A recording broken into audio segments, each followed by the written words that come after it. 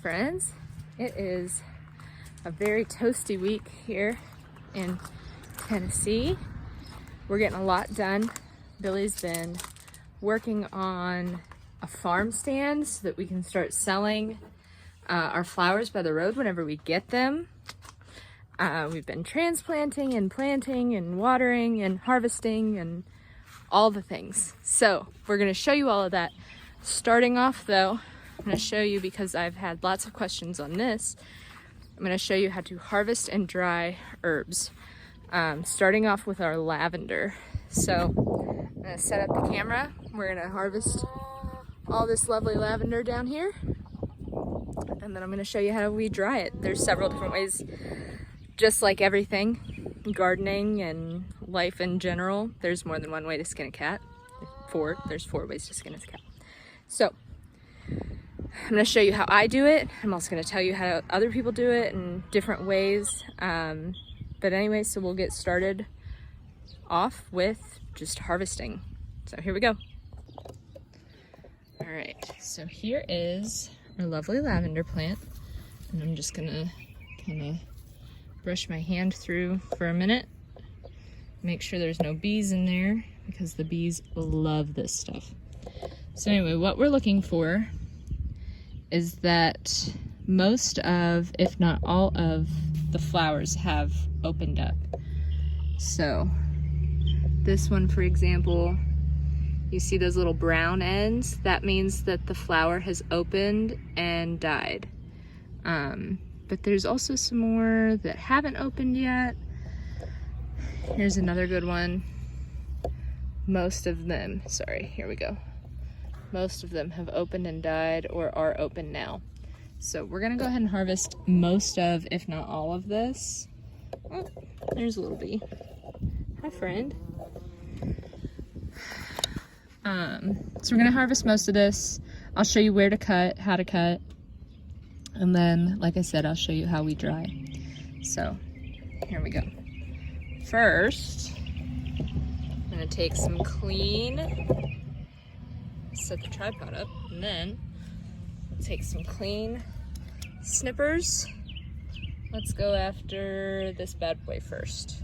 So I'll turn it so that you can see. Here we go. We're gonna go after this one. I'm gonna reach all the way down, cut close to the bottom because we want tall stems. And that's it. And then we'll set it aside, get the rest. Let's see. Here we go. Now, this is, I think, Homestead lavender. Basically, what you want to do, because lavender is a woody shrub, which means it basically turns to wood. You don't want to cut down to the wood. You want to keep it in a green, like on the green parts, basically where it's still fresh. I don't know if any of this is making sense, so if it does not, please let me know in the comments, and I will be more than happy to elaborate or just explain a little bit better. So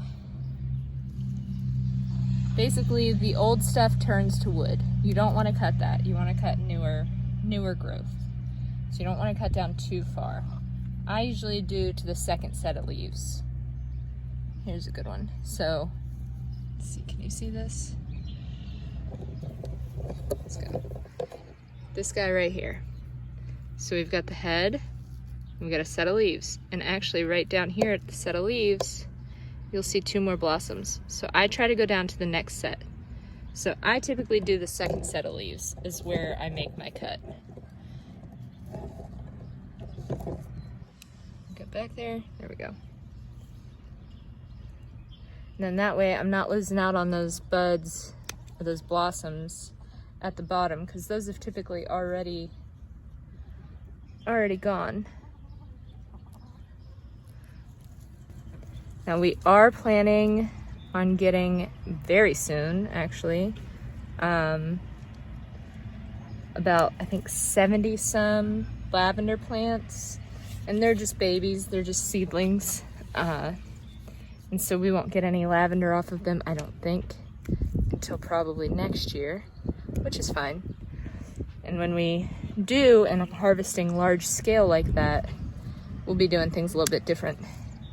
But for right now, small scale, I'm not selling this for flowers. If anybody wants to buy it, I'll be happy to sell it as an herb. So right now I can take my time and harvest slowly, but when we are doing this large scale, we'll be doing things a little differently. So back you up so you can kind of see everything going on, if the borage isn't in the way. There we go. So just going through, picking ones that look like they're pretty good and spent. That one looks like it might be done.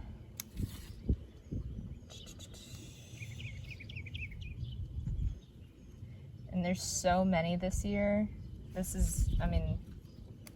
I'm very pleased with how our lavender has done. For a minute, I didn't think it was gonna overwinter very well or come back, but she did. She looks great, giving us lots and lots to harvest. What do I use lavender for? Everything. So it's great medicinally, and for like aromatherapies. I like to make sachets with it. I make teas with it. I would like to get into baking with it, but Billy's not a fan of eating anything with lavender because he said it tastes like licking an air freshener, which is fair. That's pretty fair, I think. So I don't really bake with it. I would like to, but what's the point if I'm the only one eating it, right? So I don't, but I dry it and I jar it and store it. And like I said, I'll make sachets and whatnot to give as gifts. Do an eye mask or whatever, like chia seeds and lavender. And then you can lay with it on your eyes if you have a headache or anything like that, or if you need help sleeping and relaxing. That's good. Other than that, like I said, I use it a lot in tea. So I make a good sleepy time tea and a couple others, like a digestive tea. It's just very calming for everything. So that's what we use it for. I'm gonna get, one of the kids is up, so I gotta get moving. But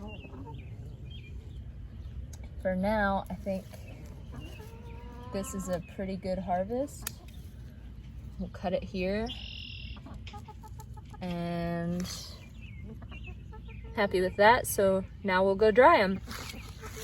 Alright, so it's been a few days since I harvested the lavender because we've just been crazy busy and haven't had time to dry it out yet.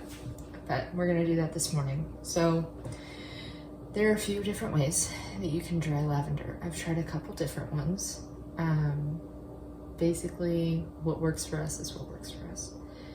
One thing that you can do is take your herbs, tie them up at the end or at the bottom like this, and hang them upside down to dry slowly in a cool, dry place out of direct sunlight.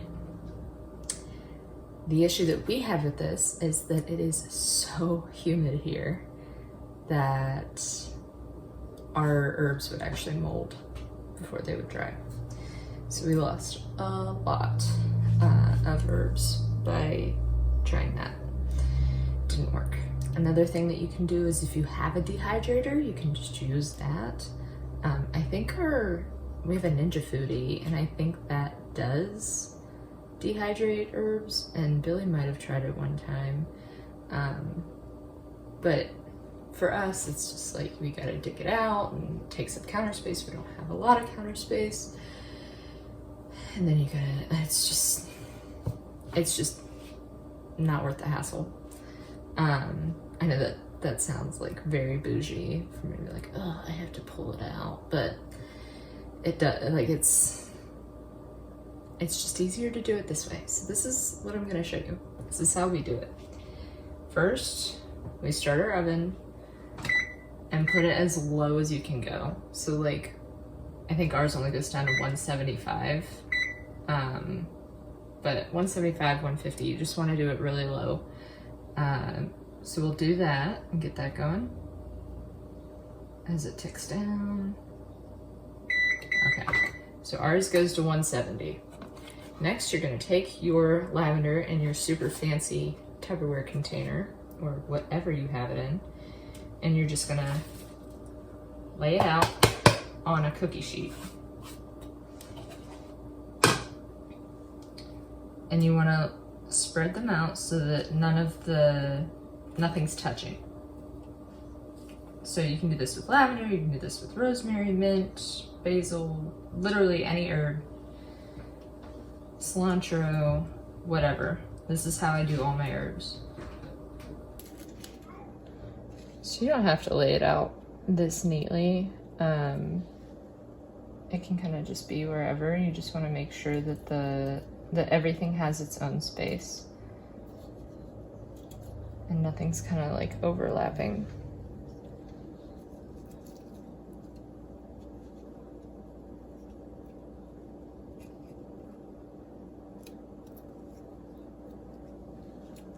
I also want to say, like, this smells so incredibly good.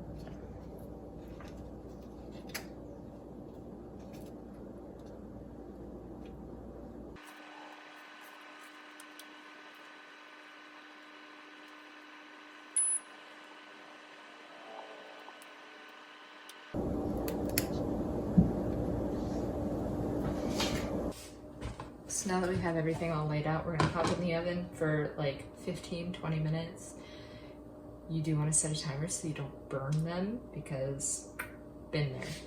But put it in the oven 15-20 minutes, flip it around at around like maybe 10 minutes. It doesn't take that long. Basically you just put it in, forget about it, check it, and then you're done. So check back in, we'll say 15 minutes. 20 minutes later. So it's been about 15-20 minutes. We're gonna go ahead and check, see what it looks like.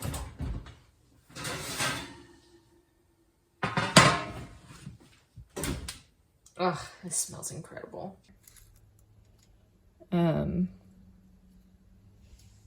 What I do is I just kind of do this, and if everything falls off really quickly, then, or easily I should say, then I think it's dry. So now we'll jar it up and store it. This is the jar that I use for my lavender. All my other herbs just get rid of their mason jars.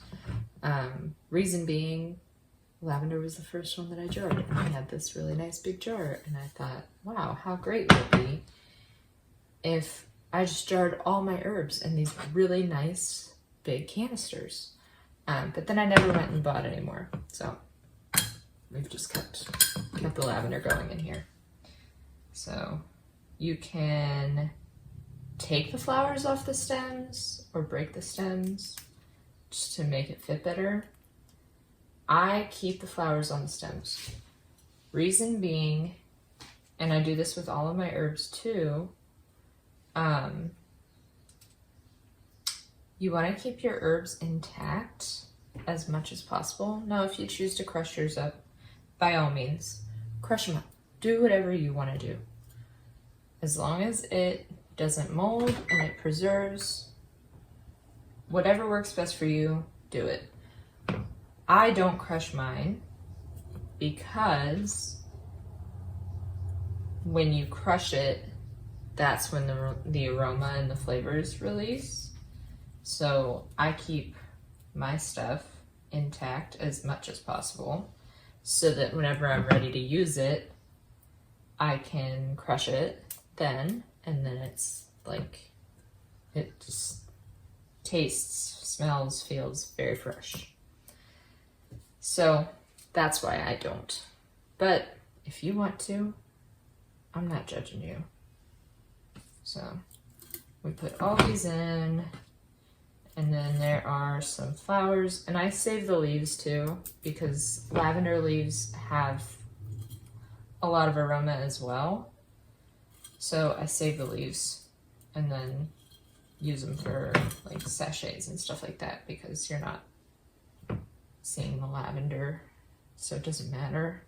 I'm gonna still put the flowers in, but you can throw some leaves in there too and crush them up. But there's a lot of flowers here on the pan, so I'm just gonna try and get as many of those into the jar as well.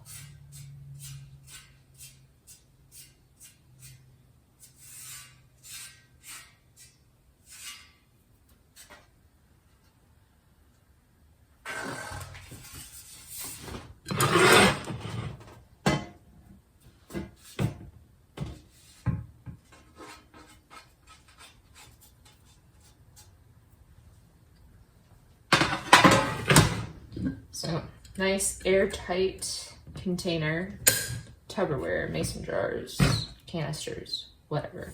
Whatever is best, whatever you have, whatever's best for you.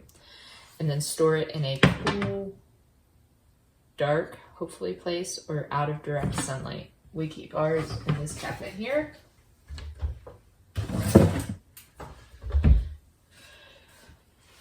And that's it. So, if you have any more questions, or any questions at all about drying herbs or lavender or collecting or harvesting, whatever, please comment, direct message, reach out to us. I am more than happy to help.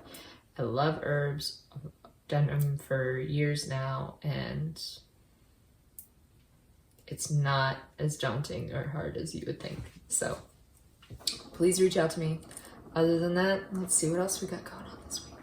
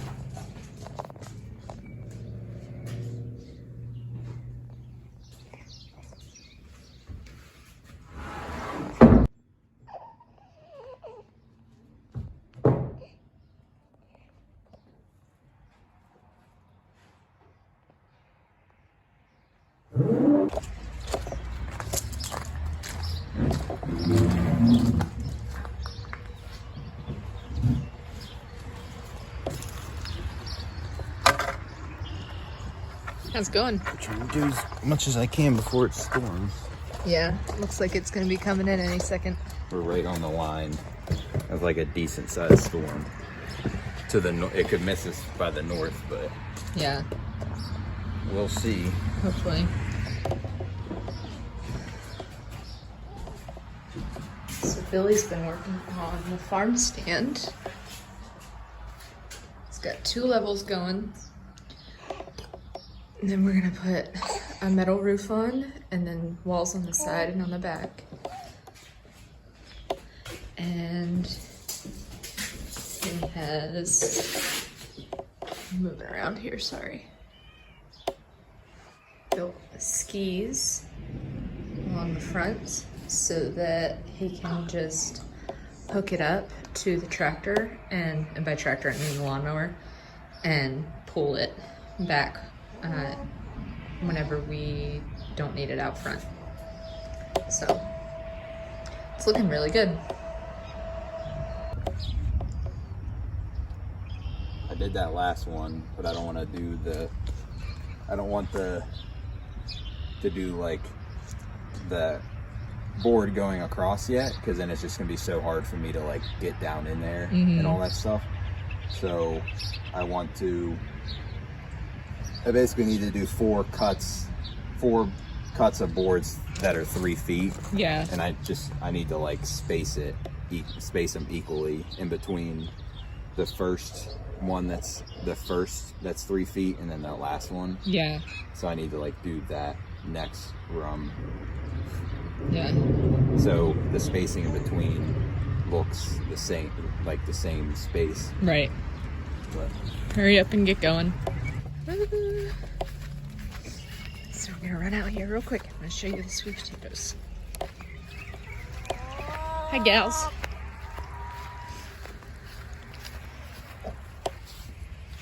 So for the sweet potatoes, Billy mounded up 2 rows after rototilling, planted them in, and now we're just waiting.